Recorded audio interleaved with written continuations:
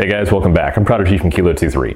I'm trying out a new mic here, so it's probably going to sound a little bit different, so just be aware that my voice may sound deeper. It might be more echoey down here. I did get new wood floors installed, so it's a little bit different soundscape in here with all that going on, so just keep that in mind. Today we're checking out a very cool item. Recently got it. I didn't even know it was on the market until I got a message from a buddy at work a couple of weeks ago saying, hey, the BlackTalon Contecpts Spectre MKII comes out in about an hour. I'm like, what? So yeah, that happened. I got that message at work. It's a dead day at Best Buy. It was nothing going on. So it's like, okay, it's 6 o'clock, comes out at 7 o'clock because I'm over in Washington, so I'm like 3 hours behind. So I go up to my supervisor and say, okay, I need to go on break right at 7 o'clock. He's like, okay, whatever. Yeah, that was great. So I go on break at 6:58. I get in the break room, I'm sitting on my phone, refresh, add to cart. I lucked out, I got one. So we got a BlackTalon Contecpts Spectre MKII. I'm really excited to try this out. So I'm really pleased to put this in my ICS MP5 SD6. I was gonna put it in my D-Boys PDW, but that thing has to be front wired. And to be totally honest, this thing looks like a complete pain to front wire, so I'm not even gonna go there. So just gonna rear wire that on my ICS MP5 SD6. Don't worry, all the internals are swapped out, so they're not ICS anymore.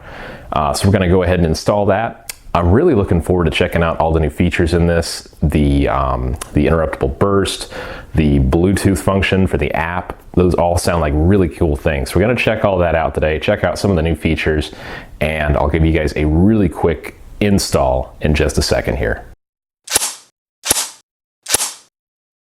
The BlackTalon Contecpts Spectre MKII. These things come in a really nice little box. It is completely foam filled. And it's a hard cardboard box, and the packaging on these is fantastic. I always liked how you get these. It's very professional looking, it's very clean. Just as far as presentation goes, when you get these MOSFETs, they are fantastic. Now, as far as what's included with these, you do get an adapter from Dean's to Mini Tamiya. I'm a Dean's user, so I'm probably not going to use this. This is just another battery connector for me, essentially. Comes with 2 replacement screws. I'm glad they included 2 with this. I have used, obviously, BlackTalon Contecpts MOSFETs in the past, and they do include these. Once or twice I had stripped these out, so getting a spare, just in case, is a really nice plus for me. The instruction manual is definitely a good one. It really helped me a lot when I just got my first Spectre and my first Chimera. These are very helpful, they're well written, and they're pretty simple to understand. Finally, your BTC MKII. This thing is really gorgeous looking. Very compact. The whole thing fits inside of your gearbox. So all your programming, all your active braking, the Bluetooth module, everything is in this little guy. So once it's installed, you just see wiring outside the gearbox. There's no external MOSFET outside of the gearbox. Now, believe it or not, between the last shot and this current shot I'm filming right now, it's been about a week and a half. The reason for that being the BTC Spectre MKII, when I got it, the Bluetooth module was pretty much a lemon. I got it to work one time very well, instantly connected, and after that I just had continuous issues. I tried for several hours on 3 different devices, both Android and iOS, to get it connect, and just no luck. So I emailed Frank at BTC, and he's super fast at responding, great customer service. He sent me a brand new lower board to plug in here, and so I've got that plugged in and we're good to go. So the Bluetooth module should be all set, but I do want to talk about all the components I have in here before we get on to testing here, because obviously none of this is stock ICS at all. The gearbox shell itself is a G&G combat machine, so it's pretty basic. The reason I really like these is I feel like they're decent quality, and they do have the radiusing at the front, so I don't have to do that myself, so it's kind of a plus. Plus, I had it sitting around, so what the hey. I did have to shave down a little bit on the inside of the shell here to get the Spectre MKII to fit. It wasn't a perfect fit, you know, nothing's perfect, not everything's the same tolerances, so I shaved that down a little bit and it dropped in, no problem. Compression wise, I do have a modified nozzle from an M4 cylinder head and an M4 cylinder. I really like these black ribbed ones, they kind of look cool. Piston is an older SHS metal tooth rack, and the piston head is an Elite Force piston. I put some bearings on it as well. Got that out of one of the retail parts kits. The gears are the SHS 12-to-1 high-speed gears, and I've also got a modify anti-reversal latch there, so it's really easy. It's got the flat head notch here, so I can decycle the gears before I take it apart.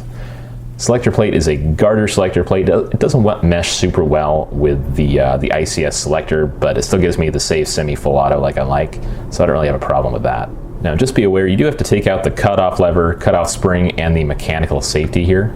The cool thing about this one too is that you can actually program the safe mode to be a fire mode. So what I did is I ended up programming it to be semi-auto on safe. So you've got 3 different fire modes you can select from your safe semi-full auto. When I got the app to work the one time, we're going to test it here in a minute again, I did set it to safe, 3-round burst, and full auto. So I've got 3 selector modes and no safe, which is fine with me. Additionally, the spring is roughly an M100 or so. It's just out of my parts bag. I have no idea what brand it is. And the spring guide is bearing, it's steel. I don't recall what brand it is offhand. I got it off of Brill Armory recently. So it's bearing and I'm happy with that. The wiring on here, I did install a Dean's connector, of course. I did have to shorten this a bit because originally it did come wired lengthwise for an M4 crane stock. All right, so I went ahead and plugged a battery into the BTC Spectre MKII. And as you guys are probably aware, there is an app you can download to Bluetooth to the MOSFET itself. So it's called AEG Stats. I'm gonna go ahead and hit that. I've got my Bluetooth already turned on my phone. So thankfully, this new one is not having any issues. I'm gonna go ahead and scan again here, and it picks up the BTC Spectre right there. So very simple. It is now connecting. And I kind of hate this these bars going down the phone here, but it's a digital camera recording a digital screen. There's not a whole lot I can do there. So it's got some stats here. It's got your battery voltage, average current, FET temperature, not terribly hot. It'll give a few more stats here just because I haven't reassembled my gearbox yet. None of those currently read out. Selector 1 is selected, and it does have a timeout here, so it'll disconnect at the end of that timer. When you have your selector on safe, semi-full auto, these different boxes here will light up green, so you can actually see what's being selected on your gun. Error status, no errors. This is just kind of the readouts here. I do have the digital fuse set to 60 amps, which is what it comes at stock. I did test kind of dropping it a little bit, and I feel like my batteries, they kind of go a little more than 25 or 30 amps usually. So I'll go over here to programming, which is kind of what everyone really wants to see. Battery monitor. I've got it set up to I'm going to put a 7.4 on this gun. I really don't run anything hotter than that on this particular gun that I'm going to have. 60 amp fuse, motor braking. Your brushes essentially won't last as long, but I do want a little bit of motor braking, so I'm going to put it to medium there. Not the end of the world if you have to replace your motor brushes. Safe, your first fire mode. I want it on semi personally. And rate of fire control, I want disabled. Pre-cocking, I'm not a fan of. I feel like it puts more stress on your gun than is necessary. And fire interval, I really don't want any, so I'm going to go back on that. Fire mode 2, which is the semi-auto selection, I'm going to put on burst. And the cool thing about this is it does have an interruptible burst. So your standard burst, no int there. Basically, you pull the trigger, you can tap it, and it'll complete your burst cycle. Interruptible is kind of one of the new features on the Spectre MKII, where you can actually tap the trigger, and when you release it, it'll interrupt the burst. So if you have a 10-round burst and you get 2 or 3 rounds out, it'll stop there. All your other settings are pretty standard here. Burst auto, semi-auto ramping. I'm just going to put burst non-interruptible because I do want it to complete that. And I'm going to leave it on a 3-round burst. You can go all the way up to 10 rounds though. Rate of fire control. I really don't want it. Pre-cocking and fire interval I'm going to disable. Then fire mode for auto, which is selector 2, I'm going to leave on auto. And everything else is completed on there. There is a passcode here you can input. This device, because it's brand new, is not set for one yet. Basically, it prevents anyone else from messing with your settings on the field. And looks like I got a little snap up there, so I'm going to get rid of that. Which would be kind of funny, actually, if one of your buddies next to you got on his phone, had the app, and connected to your gun. But you'd have to be insanely close for the Bluetooth to connect, and you have to be in range the whole time. Hope to God it doesn't disconnect. So it's unlikely that'll happen, but it's kind of a cool feature that there is a passcode in there. So I'm not going to worry about a passcode right now because I don't think anyone else that I airsoft with actually owns a Spectre or knows how to use a phone for that matter. So we're good there. I'm going to go ahead and transmit. Gives you a confirmation that program's successful, and we're good to go there. And you can, kind of cool here, you can see the Bluetooth data stream, all hexadecimal it looks like. So I'm going to go ahead and exit out of the app, and we're good to go there. Now, after installing the BTC Spectre MKII in my ICS MP5, I'm just as impressed with this, if not a little bit more so, than any of the other BTC MOSFETs I've had the pleasure of testing. The MKII Spectre is just really cool. I mean, it gives you a few more features than the original Spectre. It seems like it's a little more durable, a little more beefy, and it does give you the Bluetooth option, which for me is actually pretty big. Just be able to pull out my phone, do my settings on my gun. It's really convenient, really simple. The older ones, you did have to basically tap the trigger so many times and plug the battery in while the trigger was pulled to start that process. So it's a little more tricky. So this is a much more convenient platform to work with. Still, all your MOSFET is inside the gearbox. That's really neat. No external MOSFET outside the gearbox, just wiring, so nothing terribly different. The only downside for me is I found it just front wiring is not a good idea. It's just really not very practical or possible to do.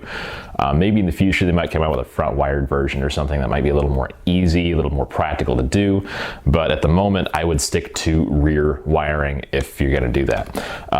That's why I kind of opted out. I originally was going to do my D-Boys PDW. That's strictly front wired, didn't work out that great.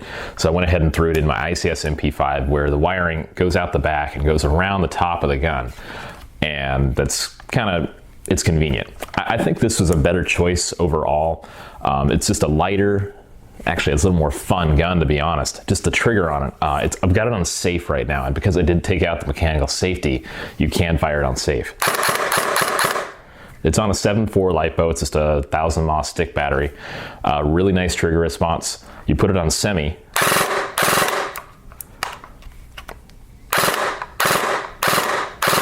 Really nice 3-round burst there.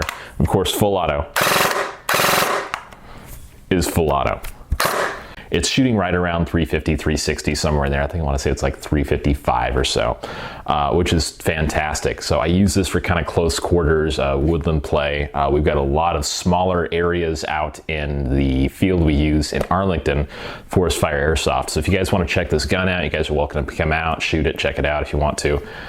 We've got a lot of cool areas up there where I'm going to have a lot of use for a little gun like this that's not shooting super hot, but still has a fantastic rate of fire, trigger response, and everything. So I plan on having a lot of fun with this in the near future. Hopefully we'll get some gameplay at the next game. I didn't quite have this finished up for that last game when I was using my M249 like crazy, so hopefully this will make some footage in the next little video I film out there. So thanks for watching, guys. Looks like I just got a Facebook message. I gotta go answer that in a second. But this is the BlackTalon Contecpts BTC Spectre MKII. I know these are really hard to find, but if you guys can look out and find one, they should be around $100 retail. Hopefully no one jacks up the price if they have one and trying to sell it.